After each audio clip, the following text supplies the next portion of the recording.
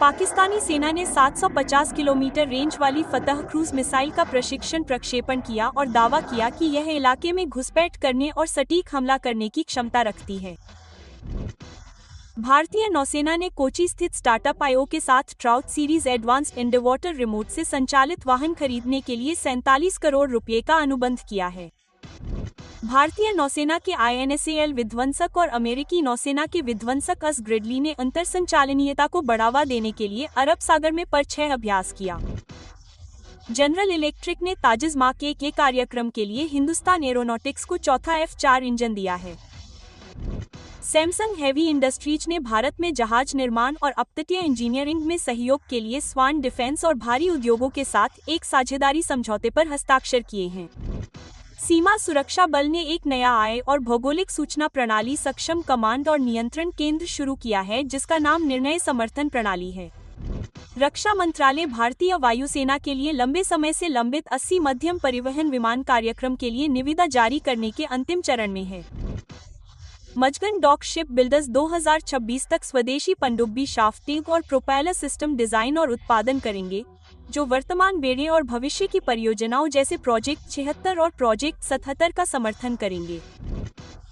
चेन्नई स्थित रक्षा startup big bang boom solutions ने भारतीय नौसेना के साथ एक मल्टीस्पेक्ट्रल कैमोफ्लेज क्लोक विकसित करने के लिए एक ऐतिहासिक सौदा किया है, जो एक roll on roll of system होगा जो रडार और थर्मल डिटेक्शन से फ्रंटलाइन एयर और लैंड एसेट्स को बचाएगा।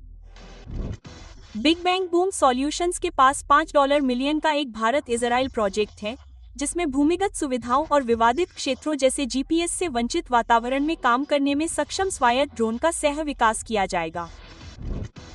द एविएशन दाओ रिलायंस एरोस्पेस लिमिटेड में एक पूर्ण Rafale fighter jet assembly line स्थापित करेगा, जिससे यह न केवल भारतीय वायुसेना के लिए बल्कि इंडोनेशिया जैसे निर्यात ग्राहकों के लिए प्रति माह 2 राफेल विमान बनाने के लिए फ्रांस के बाहर पहली सुविधा बन जाएगी।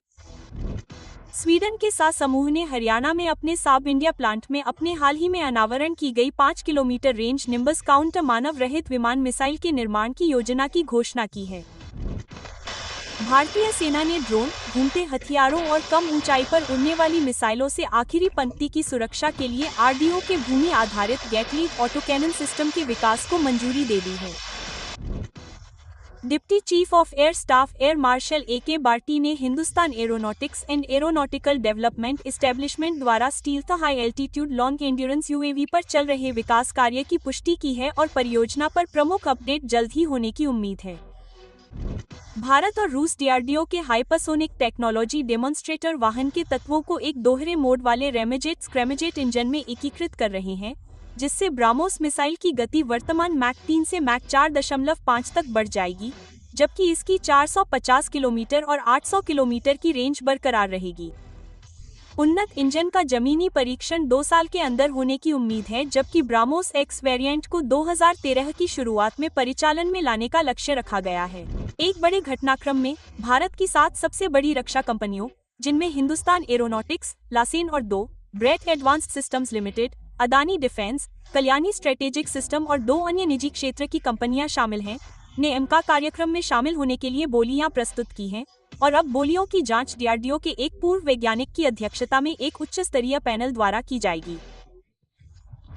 पहली उड़ान 2028 तक होने की उम्मीद है और चयनित विकास भागीदार को 2032 तक पूरी तरह से सक्षम अंतिम एमका प्रोटोटाइप वितरित करना होगा और 2035 तक सीरियल उत्पादन शुरू हो जाएगा। DRDO हिमालयी इलाकों के लिए एक विशेष पर्वतीय रडार प्रणाली विकसित कर रहा है, जो चुपके से लड़ाकू विमानों का पता लगाएगा। विशेष पर्वतीय रडार भारत के प्रारंभिक चेतावनी नेटवर्क को मजबूत करेगा और भारतीय वायुसेना के एकीकृत वायु कमान और नियंत्रण प्रणाली में वास्तविक समय का डेटा फीड करेगा, जिससे S-400 और आशनीय रक्षा की प्रभावशीलता बढ़ेगी। चरणबद्ध योजना में 2028 तक 20 इकाइयां और 2030 तक 50 से अधिक इकाइयां शामिल हैं, जिससे संतृप्ति हमलों के खिलाफ अतिव्यापी कवरेज का निर्माण होता है। आज की शीर्ष 3 टिप्पणियां।